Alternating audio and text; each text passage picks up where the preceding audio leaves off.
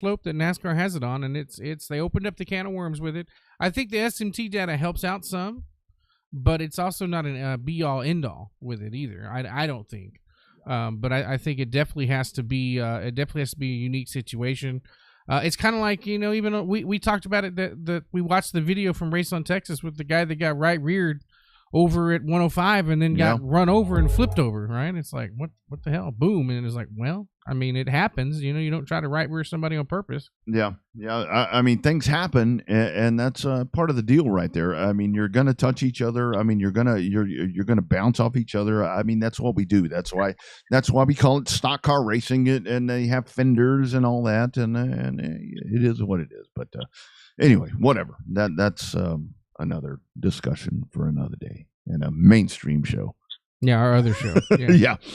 To the hotline, very excited right here. I'm going to tell you one thing.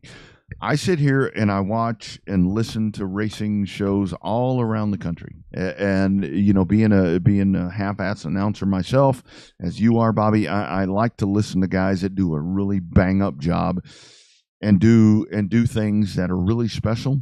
And I-37 has one of the best, in my opinion, not in the state, in the country, that gets out there and takes care of business. Super excited. First time on the program, Mr. Kris Workman. Kris, how we doing, sir? What's up, guys? Thanks for having me. That's high praise. I really appreciate that. Man, so Kris, talk about this for you. It really seems like when you get out there and you have a lot of pride in your job, my man. And I think to me that's the biggest part. I mean, you love what you do. Your crowd loves you. Isn't that a pretty cool thing right there when you got those folks just living on every word you're about to say? Yeah, I mean, it's definitely not something I ever thought that I would be in, but as circumstances happened, I wanted to be involved with racing, and this is a way that there was a need at the track, and I felt that I could fill that need, and here we are. So yeah, it's crazy. I love it. Yeah, Kris, it's weird. I don't think a lot of us that are in the profession now ever thought we'd end up doing what we do now. I mean, I never thought that I would go from the kid in the grandstands to the voice behind the mic for a generation and a half of race car drivers. So it's good that you learned to feel the need. But so far, I mean, you've done one hell of a good job down at I-37. We've got a chance to listen to you over the course of the last couple of years, and you've really done a great job. Pretty much on your own. You didn't sit with any of us. You didn't have any mentors like we had. And so, you've done a hell of a job coming in on your own, and I think it's showing more and more with each broadcast that you do.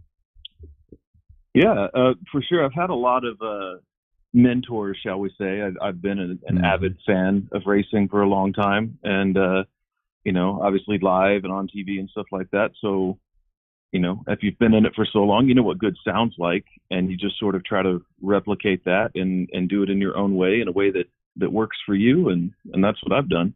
Mm-hmm. Yeah. Kris, talk about I think one of the things that is so great about where you are at 37, you guys have a great management, folks, with Ray and everybody there, and the car count is always good, and you guys pack the bleachers and all that. I mean, talk about that. The racetrack that you work at is like kick ass, one of the best that you're going to find around. Yeah, for sure. The guys that we have are trying their best all the time. They're always looking for ways to improve, and I think that's a mentality that's sort of hard to find. You get people that get into a rhythm and they stop looking for ways to make things better. Yep. But Kris and Ray and Mike and all the guys at I-37, they're always looking to improve, always looking to make things better, and that's shown in the past few years, but especially this year, with the racing that we've had on the track, with the crowds that have shown up. Mother Nature has fought against us for 4 of the past 6 races. We've had some sort of precipitation, and yet we're still out here slugging away and looking forward to the rest of the season. That's right. So, Kris, in terms of the announcing, as you got more used to it, is there a class that you like calling more? We all special class that we want to call our own class that we like the most. I love calling the factory stock races there at Texana because the guys put on such a great show, and even the hobby stock races are a lot of fun too because that's where you get the mix of the old gang and the new gang trying to come together and race like that. So, what do you have a special class, or hell, you're just getting started and you love them all? Well, I want to highlight too. So number one, this year I-37 has put together a class that we call the Fireball class. Yep. And it's kind of like old school street stocks, right? None of this new stuff like, racing parts that are, specifically special for racing. It's all stuff that you can get at the parts store. And you could probably get into this class for even cheaper than what you would build a factory stock for. So I'm super excited about this class. It's growing. Last Saturday we had 7 cars out there, and they put on an awesome show. Bobby Jack and Matthew Hodge just absolutely tore up the track, and it was great to watch. So I'm looking forward to that class in the future and moving forward, hoping to get more Fireballs out there. And of course, check out the rules on the I-37 website. You'd be surprised at what you find in the rules there. But for me personally, I'm a late model guy. I got to admit, watching dirt late models is so much fun for me. And it's such a challenge because everything's happening so fast. And to try to, spit it out of your mouth on what exactly is happening and who's doing what on the track, it's a challenge, and it's super exciting. It gets your adrenaline going, Yeah, man. I got to tell you, I get a lot more excited at times behind the mic than I ever did, behind the wheel. And talk about that part for you. Obviously, we know it's been you landed in this situation not by your own choosing, but talk about that part, because we're going to blast this out, to a lot of folks that are going to find you and that are going to be, fans of yours. Talk about how you wound up being a race announcer when you actually hadn't planned for that to be your path in this sport. Yeah.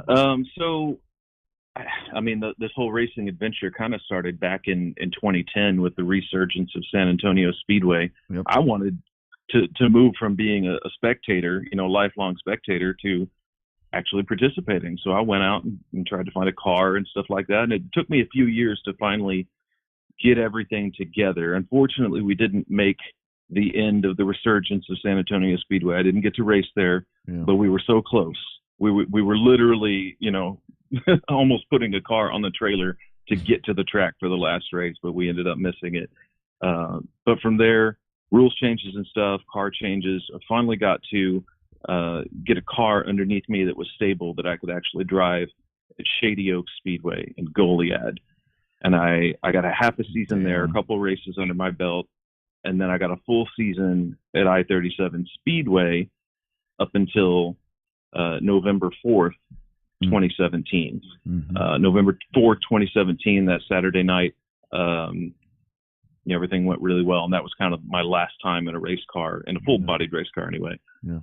November 5th, 2017, mass shooting in Sutherland Springs, Texas. I was involved with that, took a bullet to the spine, became a paraplegic, and sort of had to navigate things from there. So I'm permanently in a wheelchair, and the racing community was so kind to me when all of that went down. They rallied behind me. They put on races in my name and raised funds for me at all different tracks all around South Texas, and I was just so touched by that I wanted to stay plugged into the racing community any way that I could, and especially with my home track. So, when the need arose to be an announcer, I said, well, I've never done it before, but I'll certainly give it a try. You guys have done so much for me. I'll do what I can to, get back to the track. And that's kind of how it started. That's a sad story, but a great story. Like I said, we all have our own path to get there. In terms of your racing announcing, I know that me personally, I didn't race all that long, but I went from the grandstands to the announcing portion and then into the racing seat. I always felt like I became a better announcer after I got a season and a half of racing under my belt. So does the fact that you got to drive for that limited period, whether it be Shady Oaks or even at I-37, does that make you feel like you have a better mindset to be a better announcer? Yeah, I would say so.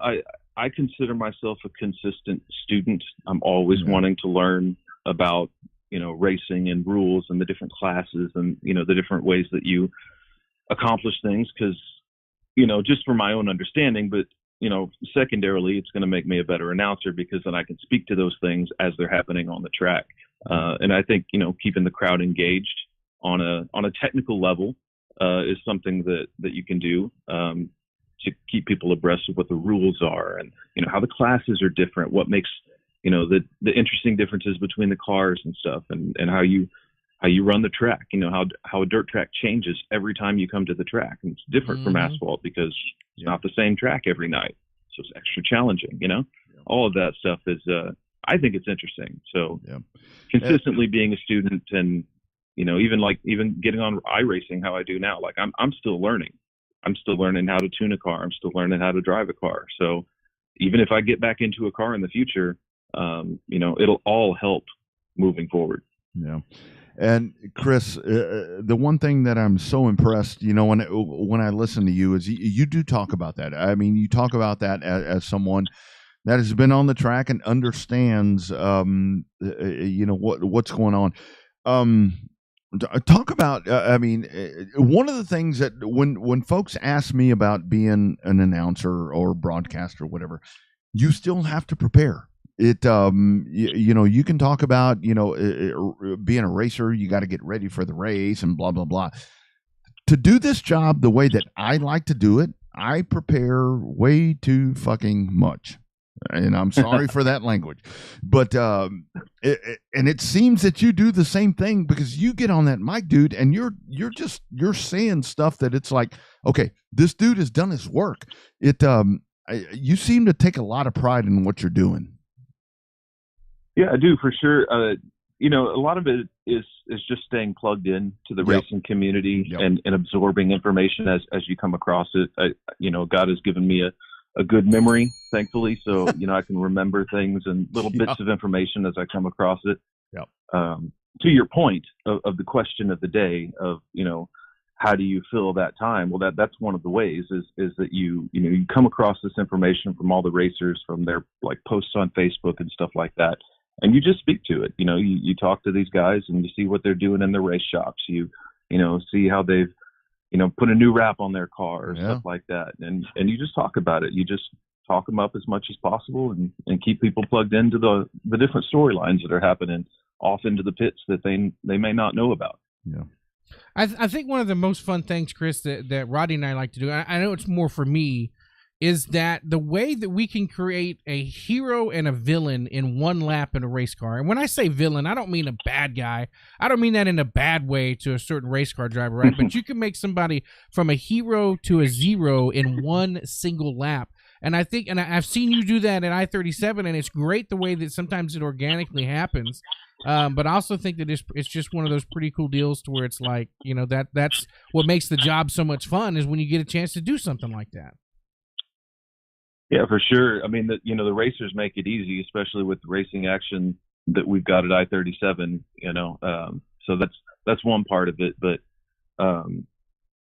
just watching what's going on, knowing where these racers have come from, knowing the struggles of hey, this racer has been at the back of the pack for 4 or 5 weeks, struggling with gremlins in his car, and now all of a sudden he's up front. Like remembering that little tidbit of information and presenting it to people, sort of draws out those storylines that you like to see. And, another challenge of it is my own racetrack, trying to be there, but your authenticity is so cool.